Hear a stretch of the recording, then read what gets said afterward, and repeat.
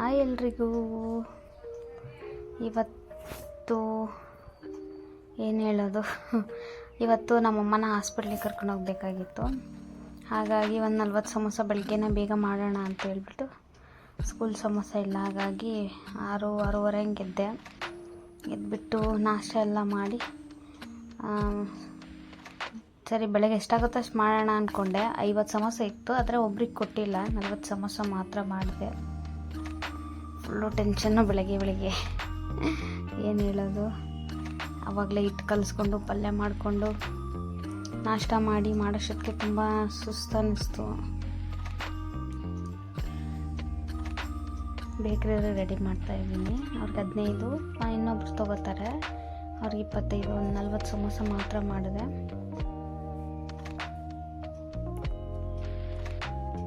ಅಮ್ಮಗೆ ಕಣ್ಣು operation ಮಾಡಿಸಿದ್ವಿ. First free camp ಅಂತ ಹೇಳ್ಬಿಟ್ಟು ಫ್ರೀ ಕ್ಯಾಂಪ್ ಕರ್ಕೊಂಡೋಗಿದ್ವಿ. ಎಲ್ಲಿ ಅಂದರೆ ಶಂಕರ ಕಣ್ಣಿನ ಹಾಸ್ಪಿಟ್ಲ್ ಇದೆ, ದೊಡ್ಡದಾಗಿದೆ, ತುಂಬ ದೊಡ್ಡದಿದೆ, ಮಾರತಳ್ಳಿನಲ್ಲಿದೆ. ಫಸ್ಟ್ ಕಣ್ಣು ಆಪ್ರೇಷನ್ ಫ್ರೀ ಕ್ಯಾಂಪ್ ಅಂತೇಳಿ ಹೋದರೆ ನೋಡಿ, ಇದು ಪಾನಿಪುರಿ ಅವ್ರಿಗೆ ಇದೆಲ್ಲ ಪ್ಯಾಕ್ ಮಾಡಿ ಇಕ್ಕಿದೆ. ಇದು ಬೇಕ್ರಿ ಅವ್ರಿಗೆ. ಇವತ್ತು ಮಾಡಿದ್ದಕ್ಕೆ ಒಂದು 250, 300, 400 ರೂಪಾಯಿ ಬರುತ್ತೆ ಅಂತೇಳಿ 40 ಸಮೋಸ ಮಾಡಿದೆ. 10 ರೂಪಾಯಿಗೆ ಕೊಡ್ತೀನಿ ಇವರಿಗೆಲ್ಲ.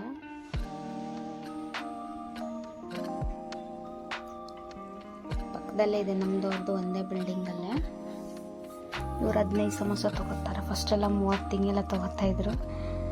ಲಾಸ್ಟ್ ಇಯರ್ ಇದರಲ್ಲಿ ಅನಿಸುತ್ತೆ, ಇವಾಗೆಲ್ಲ 10 ತೊಗೋತಾಯಿದ್ರು, ಮತ್ತು 15 ತೊಗೋತಾಯಿದ್ದಾರೆ.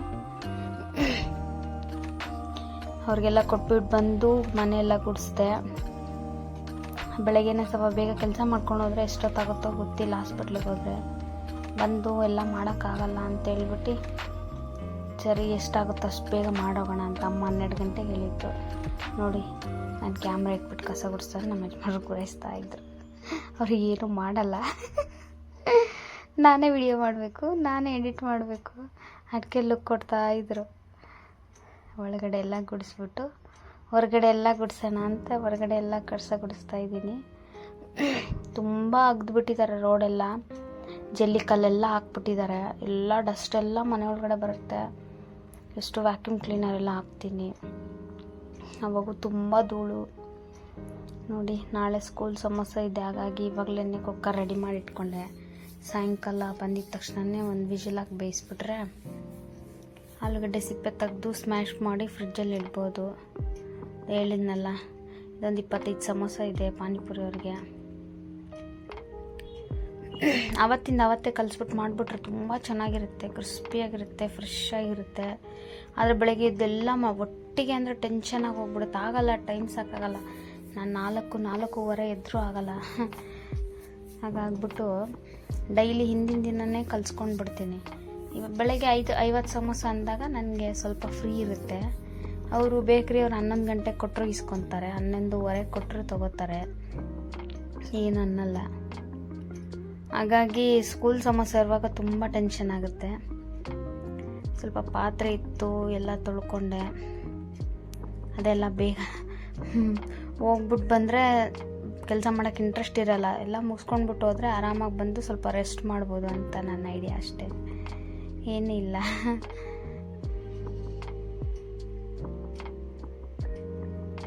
ನನ್ನ ತಂಗಿ ಕರ್ಕೊಂಡು ಹೋಗ್ತಾಯಿದ್ಲು, ಚಿಕ್ಕ ತಂಗಿ. ಅವಳು ಪಾರ್ಲರಲ್ಲಿ ಒಬ್ರಿಗೆ ಕೆಲಸಕ್ಕೆ ಇಟ್ಟಿದ್ದಾಳೆ, ಅವ್ರು ಮಾಡ್ತಾಯಿದ್ರು ಇಬ್ಬರು ಜೊತೆಯಾಗಿ. ಯಾವಾಗಲೂ ಅವ್ರನ್ನ ಬಿಟ್ಟು ಹೋಗ್ತಾಯಿದ್ಲು. ಸರಿ, ಅಮ್ಮಗೆ ಹೇಳಿದರು, ನಿಮಗೆ ಕಣ್ಣು ಡೋನರ್ ಸಿಕ್ಕಿದ್ದಾರೆ, 2 ಟೈಮ್ ಕಣ್ಣು ಆಪ್ರೇಷನ್ ಮಾಡಿಸಿದ್ದೀವಿ, ಕಣ್ಣು ಬಂದಿಲ್ಲ. ಕಣ್ಣು ಬೇರೆ ಯಾರಾದರೂ ತೀರೋಗಿರೋರು ಡೊನೇಟ್ ಮಾಡ್ತಾರಲ್ವ, ಬ್ರೈನ್ ಡೆಡ್ ಆಗಿರೋರು, ಈ ಥರ ಆಕ್ಸಿಡೆಂಟಲ್ಲಿ ಸತ್ತೋಗಿರೋರು ಅವ್ರದ್ದು, ಅದು ಕಣ್ಣು ಸಿಕ್ಕಿದೆ. ನಿಮ್ಮ ಏಜ್ ಅವ್ರದ್ದೇ, ಬನ್ನಿ, ಇವತ್ತು ಅಡ್ಮಿಟ್ ಆಗಿ ಚೆಕಪ್ ಎಲ್ಲ ಇದೆ, ನಾಳೆ ಆಪ್ರೇಷನ್ ಇದೆ ಅಂತ ಹೇಳಿದರು.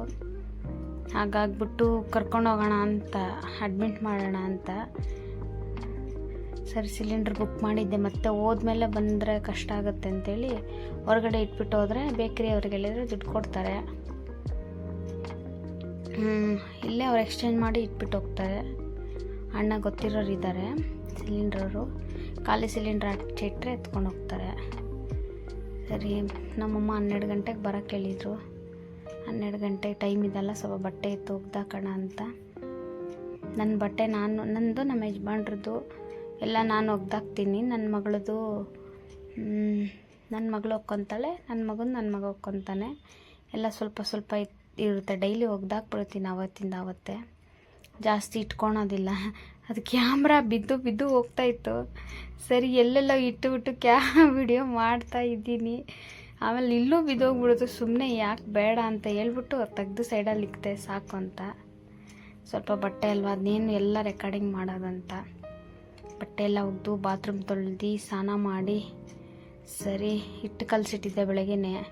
ಇಷ್ಟಿದೆ, ಇದು ಒಂದು 40-80 ಸಮೋಸ ಆಗೋಷ್ಟಿತ್ತು. ಇದೆಲ್ಲ ಕಲಸಿ ಸಾಯಂಕಾಲ ತನಕ ಬಿಟ್ಟರೆ ಇದಾಗುತ್ತೆ, ಏನಾಗಲ್ಲ, ಇರುತ್ತೆ. ಅಂದರೆ ಸುಮ್ಮನೆ ಯಾಕೆ, ಟೈಮ್ ಇದೆ ಇನ್ನು ಸ್ವಲ್ಪ ಹೊತ್ತು, ಎಲ್ಲ ಉಂಡೆ ಮಾಡಿ ಫ್ರಿಡ್ಜಲ್ಲಿ ಇಟ್ಟೋಗೋಣ ಅಂತ ಉಂಡೆ ಮಾಡ್ತಾಯಿದ್ದೀನಿ. ಒಂದು ಮಿನಿಮಮ್ ಒಂದು 20-25 ನಿಮಿಷ ಆಗುತ್ತೆ ಉಂಡೆ ಮಾಡೋಕ್ಕೆ. ಮಾಡ್ತಾಯಿದ್ದೀನಿ. ನಮ್ಮಮ್ಮಗೆ ಯಾರೋ ಕಣ್ಣು ಕೊಟ್ಟಿದ್ದಾರೆ. ನಿಜವಾಗ್ಲೂ ತುಂಬ ಖುಷಿ ಆಯಿತು ನಮ್ಮಮ್ಮ ಕಣ್ಣು ಸಿಕ್ಕಿದ್ದು. ಏನು ಹೇಳೋದು, ಪಾಪ ನಮ್ಮಮ್ಮ 1 ವರ್ಷದಿಂದ ಕಷ್ಟಪಡ್ತಾಯಿದ್ರು. ಕಣ್ಣು ಕಾಣಿಸ್ತಿರನೇ ಅದೇ ಹಾಸ್ಪಿಟ್ಲವರೇ ಹಾಳು ಮಾಡಿದ್ದು. ಫ್ರೀ ಕ್ಯಾಂಪ್ ಅಂತ ಹೋಗಿದ್ದಕ್ಕೆ, ಚೆನ್ನಾಗಿರೋ ಕಣ್ಣು ಅಕ್ಷರ ಕಾಣಲ್ಲ ಅಂತ ಹೋಗಿದ್ದಷ್ಟೇ, ಕಣ್ಣನ್ನೇ ಹಾಳು ಮಾಡಿಬಿಟ್ಟಿದ್ದಾರೆ. 1 ವರ್ಷದಿಂದ ನಮ್ಮಮ್ಮ ಕಣ್ಣು ಕಾಣಿಸ್ತಾ ಇಲ್ಲ. ಅವರೇ 2 ಟೈಮ್ ಆಪ್ರೇಷನ್ ಮಾಡಿದ್ದಾರೆ ನೋಡಿ. ನಮ್ಮ ಯಜಮಾನ್ರು ಗಾಡಿ ಸರ್ವಿಸಿಗೆ ಕೊಟ್ಟಿದ್ರು. ಮಕ್ಕಳಿಗೆಲ್ಲ ಕರ್ಕೊಂಡು ಬರೋಕ್ಕೆ ಬೇಕಾಗುತ್ತೆ, ಬಿಟ್ಟೋಗೋ ಅಂದರು. ಸರಿ ಅಂತ ಹೇಳ್ಬಿಟ್ಟು ಅವರೇ ಡ್ರಾಪ್ ಮಾಡಿದ್ರು. ಅಲ್ಲಿಂದ ಅಮ್ಮ ಮನೆಗೆ ಬಂದೆ. ಟೈಮ್ ಆಗೋಗ್ಬಿಟ್ಟಿತ್ತು. ಬೇಗ ಬನ್ನಿ ಅಂತ ಇದ್ರಂತ ಹಾಸ್ಪಿಟ್ಲಿಂದ.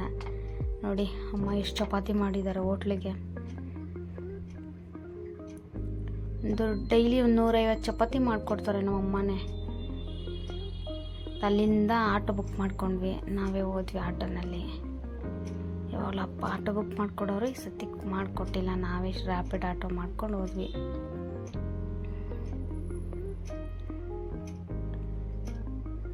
ನೋಡಿ ಇದೇ ದೊಡ್ಡ ಹಾಸ್ಪಿಟ್ಲು. ಏನು ಹೇಳೋದು, ಇಷ್ಟು ದೊಡ್ಡ ಹಾಸ್ಪಿಟ್ಲ್ ಅವರೇ ಈ ಥರ ಮಾಡಿದ್ದಾರೆ. 2 ಸತಿ ಕಣ್ಣು ಆಪ್ರೇಷನ್ ಮಾಡಿಸಿದ್ರು. ಪಾಪ ನಮ್ಮಮ್ಮ ಕಣ್ಣೇ ಬಂದಿಲ್ಲ. ಚೆನ್ನಾಗಿರೋ ಕಣ್ಣನ್ನು ತೊಗೊಂಡೋಗಿ ನಾವೇ ಹಾಳು ಮಾಡಿಬಿಟ್ವಿ ಅಂತ ತುಂಬ ಬೇಜಾರು ಅನಿಸುತ್ತೆ. ಕೆಳಗಿಂದ ಮೇಲೆ, ಮೇಲಿಂದ ಕೆಳಗೆ ಓಡಾಡಿಸ್ತಾನೇ ಇದ್ದರು. ನಮ್ಮ ಲಾಸ್ಟಿಗೆ ಇಲ್ಲಿ ಕಳಿಸಿದ್ರು ರೂಮ್ ನಂಬರ್ 14ಕ್ಕೆ.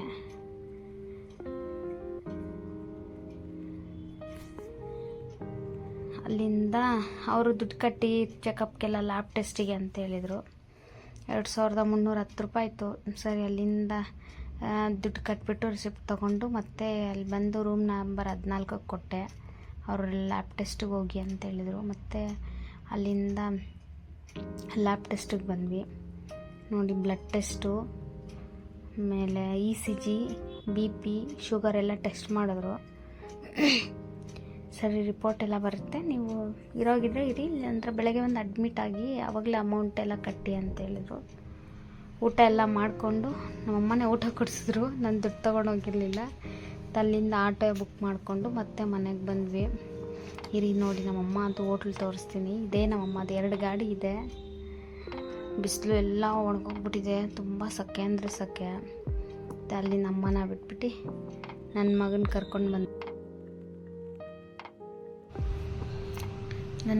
ಕರ್ಕೊಂಡು ಬಂದು ಮನೇಲಿ ಬಿಟ್ಬಿಟ್ಟು 2 LIC ಕಟ್ಟಬೇಕಾಗಿತ್ತು, ಮರ್ತೋಗ್ಬಿಟ್ಟಿದ್ದೆ. ಇದು 3 ತಿಂಗಳಿಗೆ 1 ಟೈಮ್ ಕಟ್ಟೋದು, ನಮ್ಮ ಯಜಮಾನ್ರು ಕಟ್ಟೋದು.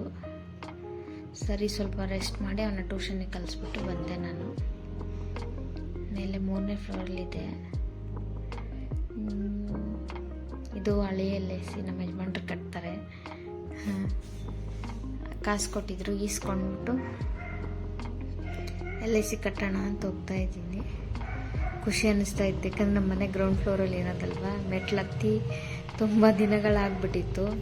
ನಮ್ಮಮ್ಮ ಮನೆಗೆ ಹೋದರೆ ಮೆಟ್ಲು ಹತ್ಕೊಂಡು ಹೋಗೋದು, ಮಂಡಿ ಎಲ್ಲ ನೋವರು ಸುಸ್ತಾಗುತ್ತೆ. ನೋಡೋಣ ಹೆಂಗಿರುತ್ತೆ. 3 ಫ್ಲೋರ್ ಹತ್ಕೊಂಡು ಹೋಗೋಣ ಅಂತ 3 ಫ್ಲೋರ್ ಹೋದೆ. ಲಿಫ್ಟ್ ಇತ್ತು, ಯೂಸ್ ಮಾಡಿಲ್ಲ. ಏನೋ ಒಂಥರ ಖುಷಿ ಅನ್ನಿಸ್ತಾ ಇತ್ತು. ಸರಿ ಅಂದ್ಕೊಂಡು ಮೆಟ್ಲು ಹತ್ಕೊಂಡೇ ಹೋದೆ. ಮನೆಯಲ್ಲಂತೂ ಓಡಾಡಲ್ಲ, ಆಚೆ ಕಡೆನೂ ಓಡಾಡಲ್ಲ, ಸರಿ ಅಂತೇಳಿ ಹೋಗ್ತಾ ಇದ್ದೀನಿ.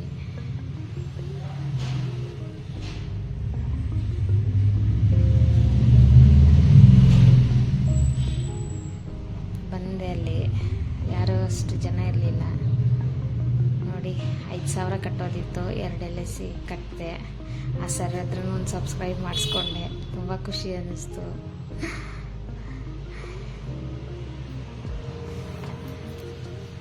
ಅಲ್ಲಿಂದ ರಿಟರ್ನ್ ಮನೆಗೆ ಬಂದೆ. ಸಾಯಂಕಾಲ ಈವ್ನಿಂಗ್ ಆಯಿತು.